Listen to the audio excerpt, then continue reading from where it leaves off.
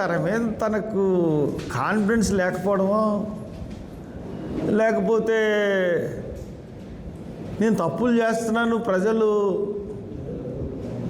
నాకు ఓటేయరు అన్న నమ్మకం లేకపోవడమో తెలియదు, కానీ చాలా అక్రమాలు అన్యాయాలు చేస్తాడు. ఎందుకు చెప్తున్నానంటే, డైరెక్ట్గా చంద్రబాబు నాయుడిని ఫేస్ చేయడం నేను రెండోసారి.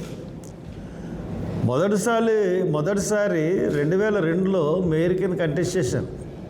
ఇక్కడ చాలామంది విలేకరులు ఉన్నారు, మీ అందరికీ తెలుసు.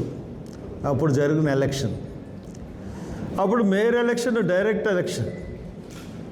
ఆ డైరెక్ట్ ఎలక్షన్లో వాళ్ళ క్యాండిడేటే దొరకలేదు. వైజాగ్ నుంచి తెచ్చుకున్నారు సుబ్బారావు గారు, బత్తిన సుబ్బారావు గారు అల్లుడు అని చెప్పి పాపం చక్రవర్తిని. అతన్ని పదవిలో ఉన్నప్పుడే చాలా అవమానాలకు గురి చేశారు. అతను నా మీద ఒక 25,000 ఓట్లు డంప్ చేసి, మొత్తం ఈ అన్ని జిల్లాల ఎమ్మెల్యేలు ఒక్కొక్క వార్డులో ఒక్కొక్క ఎమ్మెల్యేని పెట్టి ప్రచారాలు చేసి డబ్బులు పెంచి ఫస్ట్ టైం 500 నా మీద అప్పుడు 650 ఓట్లు మెజారిటీ. పైగా కౌంటింగ్లో కూడా, పైగా నేను కాంగ్రెస్ నుంచి నిలిచి ఉన్నాను, తెలుగుదేశం నుంచి వాళ్ళు వచ్చారు. మా కాంగ్రెస్ నాకు సహాయ నిరాకరణ అంటే బ్యాక్ స్టాబింగ్ కూడా చేసింది.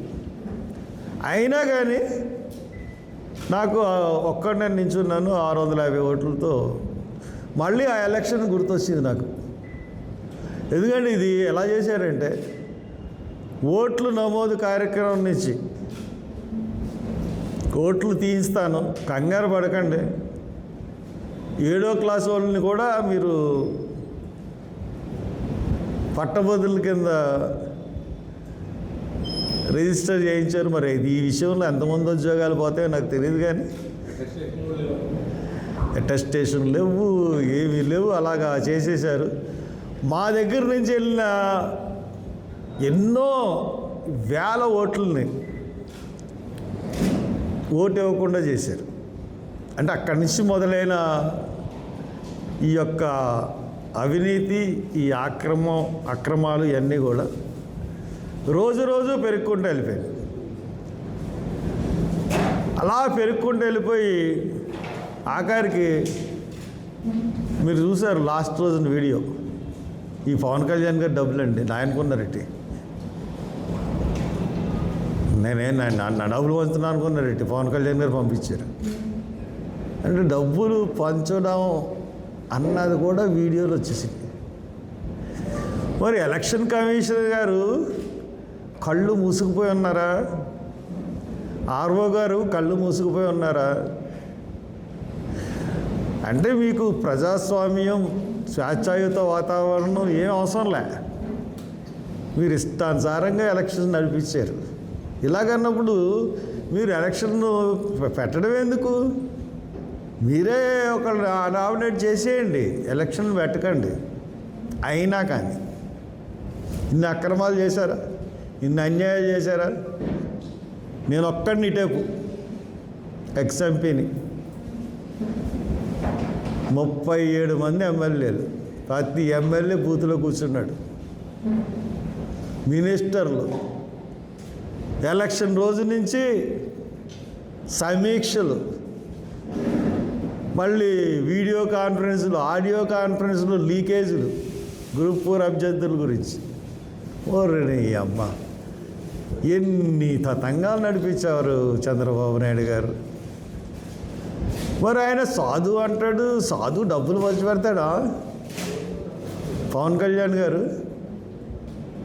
ఆయన పిఠాపురం కాన్స్టిట్యున్సీలోనే పవన్ కళ్యాణ్ గారు డబ్బులండి అని ఆ ఆడియో వచ్చిందంటే బయటికి, ఎంత సిగ్గుచేటు మీకు. ఇంకా కాషాయ వస్త్రాలు తీసేయండి, బాగాలేదు. ఎందుకంటే నటన మరీ ఎక్కువైపోతుంది, మీది ఉన్నదానికన్నా ఎక్కువ అయిపోతుంది. ఇంక తీసేయండి,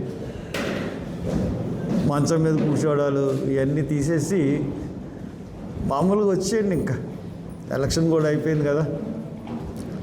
కాబట్టి ఇంత దారుణంగా మీరు అందరూ కలిపి ఎలక్షన్ చేసి, మా దగ్గర డబ్బులు లేవు, ప్రజాబలం ఉంది, విద్యార్థుల బలం ఉంది, నిరుద్యోగుల బలం ఉంది.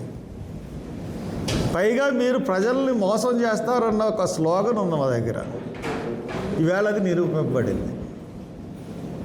ఎంత పక్కాగా మోసం చేశారన్నది నిన్న నిరూపించుకున్నారు. సో వీటి మీద మేము ఖచ్చితంగా రేపు ఎలక్షన్ నెగ్గబోతున్నాం. నేను చెప్తున్నాను, ఇది ఫస్ట్ రౌండ్లోనే అయిపోతుంది. సెకండ్ ఓటుకి వెళ్ళదు ఎలక్షన్, ఫస్ట్ ఓటుకే ఎలక్షన్ అవుతుంది. నెగ్గుతున్నాం, 100% నెగ్గుతున్నాం. విజ్ఞత గల తూర్పుగోదావరి జిల్లా పట్టభద్రులందరికీ నేను కృతజ్ఞతలు తెలుపుతూ ఉన్నాను. మాకు ఓటేసినా ఓటేయకపోయినా వచ్చిన ఓటర్లందరికీ కృతజ్ఞతలు. అలాగే ఓటేసినందుకు మరింత కృతజ్ఞతలు. ఎందువల్లంటే మాకు ఓటు వేయడం ద్వారా ఒక సరైన క్యాండిడేట్. చంద్రబాబు నాయుడు సర్వశక్తుల్ని ఒడ్డేస్తూ ఉంటాడు. అంటే తన మీద తనకు కాన్ఫిడెన్స్ లేకపోవడమో, లేకపోతే నేను తప్పులు చేస్తున్నాను, ప్రజలు నాకు ఓటేయరు అన్న నమ్మకం లేకపోవడమో తెలియదు, కానీ చాలా అక్రమాలు అన్యాయాలు చేస్తాడు. ఎందుకు చెప్తున్నానంటే డైరెక్ట్గా చంద్రబాబు నాయుడిని ఫేస్ చేయడం నేను రెండోసారి. మొదటిసారి 2002లో మేయర్ కింద కంటెస్ట్ చేశాను. ఇక్కడ చాలామంది విలేకరులు ఉన్నారు, మీ అందరికీ తెలుసు. అప్పుడు జరిగిన ఎలక్షన్, అప్పుడు మేయర్ ఎలక్షన్ డైరెక్ట్ ఎలక్షన్. ఆ డైరెక్ట్ ఎలక్షన్లో వాళ్ళ క్యాండిడేటే దొరకలేదు. వైజాగ్ నుంచి తెచ్చుకున్నారు సుబ్బారావు గారు, బత్తిన సుబ్బారావు గారు అల్లుడు అని చెప్పి పాపం చక్రవర్తిని. అతన్ని పదవిలో ఉన్నప్పుడే చాలా అవమానాలకు గురి చేశారు. అతను నా మీద ఒక 25,000 ఓట్లు డంప్ చేసి మొత్తం ఈ అన్ని జిల్లాల ఎమ్మెల్యేలు ఒక్కొక్క వార్డులో ఒక్కొక్క ఎమ్మెల్యేని పెట్టి ప్రచారాలు చేసి డబ్బులు పెంచి ఫస్ట్ టైం 500 నా మీద అప్పుడు 650 ఓట్ల మెజారిటీ. పైగా కౌంటింగ్లో కూడా పైగా నేను కాంగ్రెస్ నుంచి నిలిచి ఉన్నాను, తెలుగుదేశం నుంచి వాళ్ళు వచ్చారు. మా కాంగ్రెస్ నాకు సహాయ నిరాకరణ అంటే బ్యాక్ స్టాబింగ్ కూడా చేసింది. అయినా కానీ నాకు ఒక్కడే నించున్నాను 650 ఓట్లతో. మళ్ళీ ఆ ఎలక్షన్ గుర్తొచ్చింది నాకు.